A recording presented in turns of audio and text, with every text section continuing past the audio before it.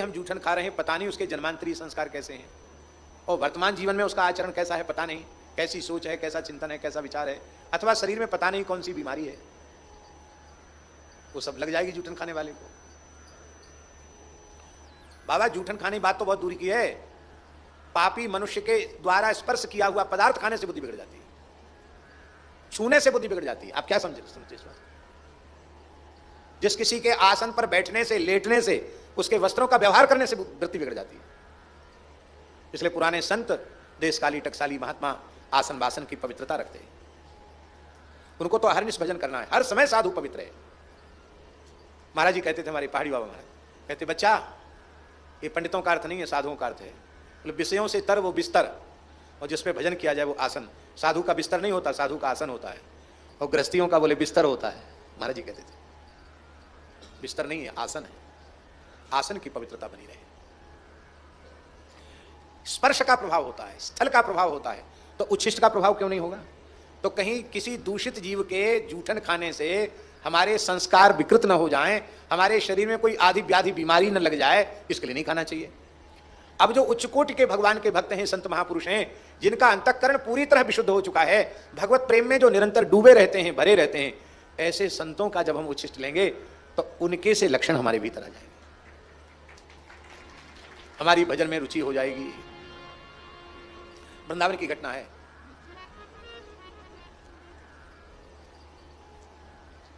एक महापुरुष मिले, एक संत की सच्ची घटना है। तो पता नहीं कौन से महापुरुष होंगे वो, ये निधिवन राज की बात है।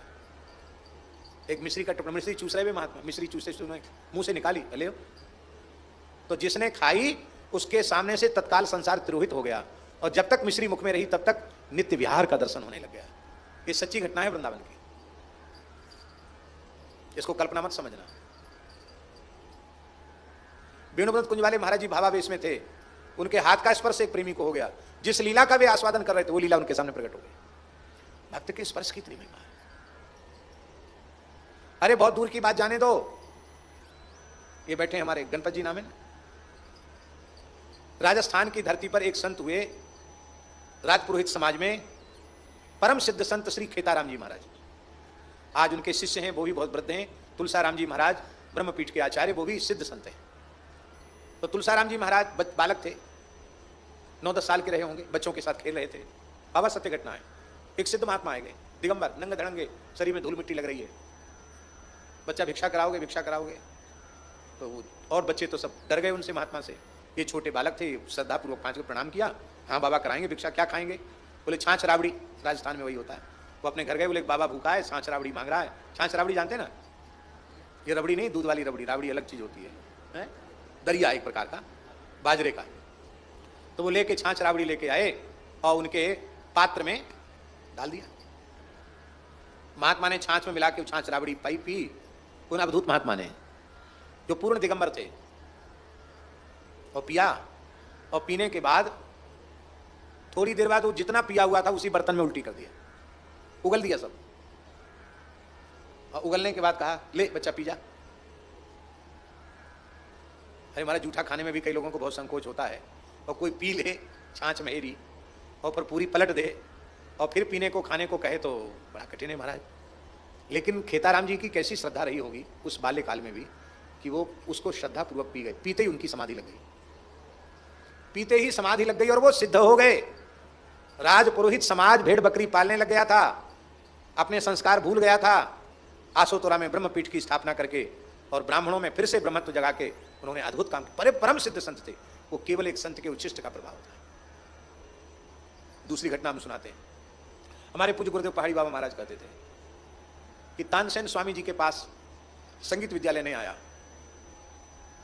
स्वामी जी कोई संगीत विद्यालय थोड़ी चलाते थे, तो बिहारी जी को ले जाते, वहीं बैठ के कछु सुन ले, समझ ले, सीख ले।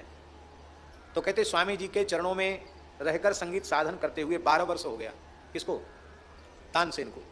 12 साल में भी कोई उसको सिद्धि नहीं हुई। एक दिन स्वामी जी ने बिहारी जी का अधरामृत जो कुछ वो बाटी लेते थे उसको पा करके, और वो दोना जो था दोनी, उस दोनी को फेंकना चाहते थे, तो तानसेन ने हाथ बढ़ा दिए। आपने उसकी श्रद्धा देखकर दोनी दे दी। दोनी में क्या लगा होगा? एक आध कण कोई प्रसाद का लगा होगा, और श्रद्धापूर्वक तानसेन उस दोनी को चबाकर खा गया। और उसकी श्रद्धा को देखकर स्वामी जी ने अपने बड़े बड़े नेत्रों से देखा और तनिक मुस्कुरा दिए। बस सारे राग रागनी तानसेन को सिद्ध हो गए। ताली वाली मत बजाओ, ऐसे सुनो खाली। सारे राग रागनी सिद्ध हो गए। श्री रामानुजाचार्य जी के जीवन की घटना है। वो जिन अपने गुरु यादव प्रकाश जी के विद्यालय में पढ़ते थे, यादव प्रकाश आचार्य बहुत बड़े विद्वान थे।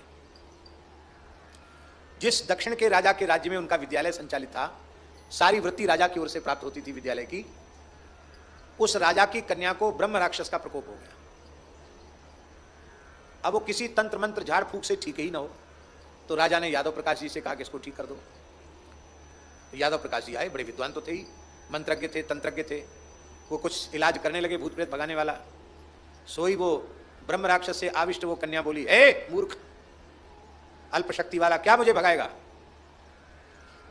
तू मुझे भगा नहीं सकता है। क्यों? क्योंकि तू मेरे जितना पंडित भी नहीं है, विद्वान भी नहीं है, और तू तो इसी जन्म में ब्राह्मण हुआ है। मैं 7 जन्म से ब्राह्मण होता चला आ रहा हूं, शास्त्रों का मर्मज्ञ विद्वान होता चला आ रहा हूं, अब प्रेत योनि में पड़ा हुआ। पर तू तो पूर्व जन्म में विष खोपड़ा था। वो ब्रह्मराक्षस बोलता है, तू पूर्व जन्म में विष खोपड़ा था। विष खोपड़ा तो जान दो ना, हमारे यहाँ जंगल में बहुत है, यहाँ जड़खोर में है गोयरा, तो जंगल में बहुत है। विष खोपड़ा था पूर्व जन्म में तू, तो विष खोपड़ा से मैं ब्राह्मण कैसे हो गया, फिर शास्त्रों का पंडित कैसे हो गया? बोले एक संत ने अपने ठाकुर जी की सेवा करके और भगवान को भोग धरा के कुछ पाया और दोना फेंक दिया। उस दोना को तूने चाट लिया, उसके कुछ समय बाद तेरी मृत्यु हो गई। उसी संत का शीत प्रसाद तेरे मुख में चला गया। इस पुण्य से तेरे सारे पाप नष्ट हो गए और पवित्र विप्रकुल में तेरा जन्म हो गया। पर मैं तो 7 जन्म का ब्राह्मण हूं। तो बोले तुम इस जन्म में फिर प्रेत कैसे हो गए, मुक्त क्यों नहीं हुए? उस प्रेत ने कहा, यही तो बात है, ब्राह्मणता के पांडित्य के अभिमान में भरकर मैंने हरिभक्तों का तिरस्कार किया, अपमान किया, इसी पाप के कारण मुझे ब्रह्म राक्षस बनना पड़ा। तो इसको क्यों पकड़ा, इसको छोड़ दो। बोले नहीं, मैं उद्धार के लिए आया हूं। तो तुम झाड़ फूक से जाओगे नहीं तो कैसे जाओगे?